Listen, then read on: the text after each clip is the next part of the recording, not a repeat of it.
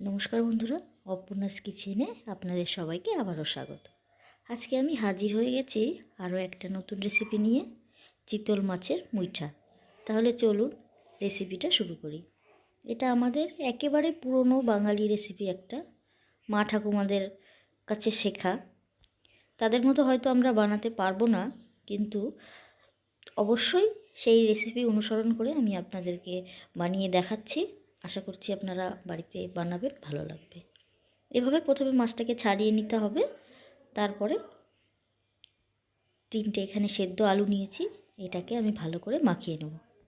এখানে একটু সাবধানে আপনারা মাছটাকে মাখাবেন। মাছে কাঁটা থাকে, কাঁটাগুলো অবশ্যই চেষ্টা করবেন সম্পূর্ণ বের করে নেওয়ার। আলুগুলো ভালো করে ভেঙে নিয়ে এখানে লবণ, হলুদ, আদা বাটা, জিরের গুঁড়ো, লঙ্কা গুঁড়ো, এখানে লঙ্কা আর আদা একসঙ্গে পেস্ট করেছি সেই বাটাটা একটু দিয়ে দিচ্ছি। এবার একটু গোলমরিচ গুঁড়ো দিচ্ছি, ধনে গুঁড়ো আর একটু জিরে গুঁড়ো। এটা দিয়ে খুব ভালো করে আমাকে প্রথমে মাখিয়ে নিতে হবে। চিতল মাছের মুইঠা নাম হয়েছে কারণ মাছটাকে মুঠো মুঠো করে আমরা ভেজে রান্না করি, যার কারণে এই মাছের নাম হয়েছে কিন্তু চিতল মাছের মুইঠা।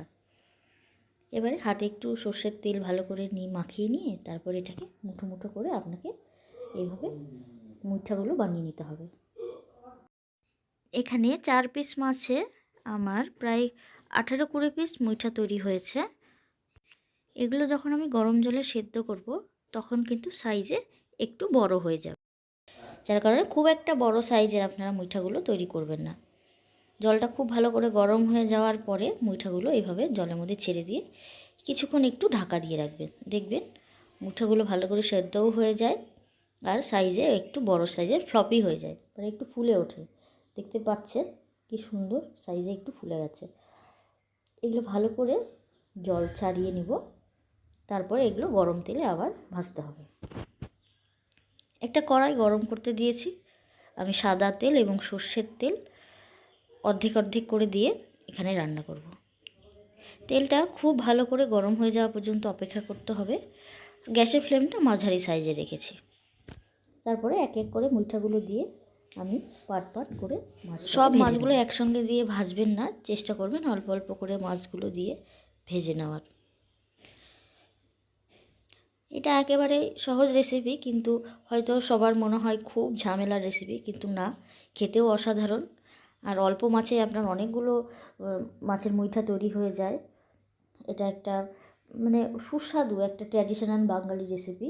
অবশ্যই আপনারা বাড়িতে এইভাবে বানিয়ে ট্রাই করে দেখবেন, আশা করছি খুব ভালো লাগবে। তেল গরম হয়ে যাওয়ার পরে এখানে দিয়ে দিলাম শুকনো লঙ্কা, তেজপাতা আর একটু জিরে আর দারচিনি, এলাচ ফোড়ন আপনারা এখানে দিতে পারেন। তারপরে দিয়ে দিচ্ছি কয়েক টুকরো পেঁয়াজ কুচি আর দিচ্ছি একটা ছোট্ট সাইজের টমেটো কুচি। এটাও হালকা ভাজা হয়ে যাওয়ার পরে গ্যাসের ফ্লেমটা মিডিয়ামে রেখে আমি এটাকে ভাজছি। এরপরে এখানে দিয়ে দিচ্ছি লঙ্কা পেস্ট। লঙ্কা আদা একসঙ্গে আমি পেস্ট করে দিয়েছি, আপনারা চাইলে আলাদা আলাদা করেও পেস্ট করে দিতে পারেন। সেই পেস্টটা এখানে দিয়ে কিছুক্ষণ ফ্রাই করব। মাছটা ভাজা পর্যন্তই একটু সমস্যা মনে হতে পারে, তারপরে রেসিপিটা একেবারে ইজি। আশা করছি আপনাদের সকলের খুব ভালো লাগবে। স্বাদ অনুসারে দিয়ে দেবো লবণ আর হলুদ গুঁড়ো।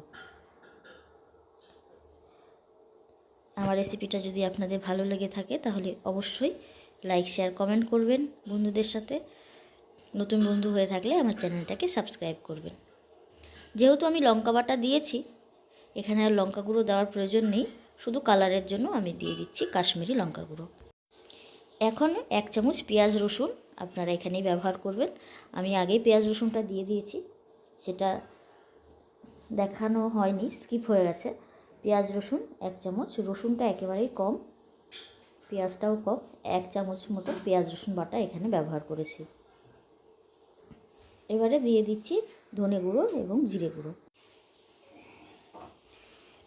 এইটাকে দিয়েও আবার আমাকে কিছুক্ষণ কষিয়ে নিতে হবে।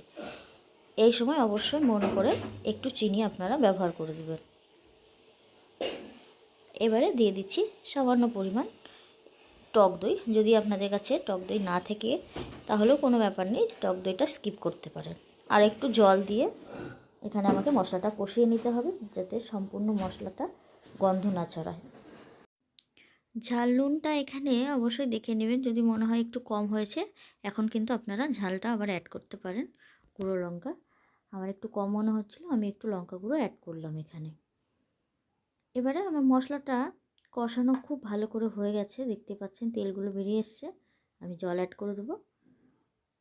খুব বেশি জল ব্যবহার করার প্রয়োজন নেই, মাঝারি সাইজের জল ব্যবহার করছি।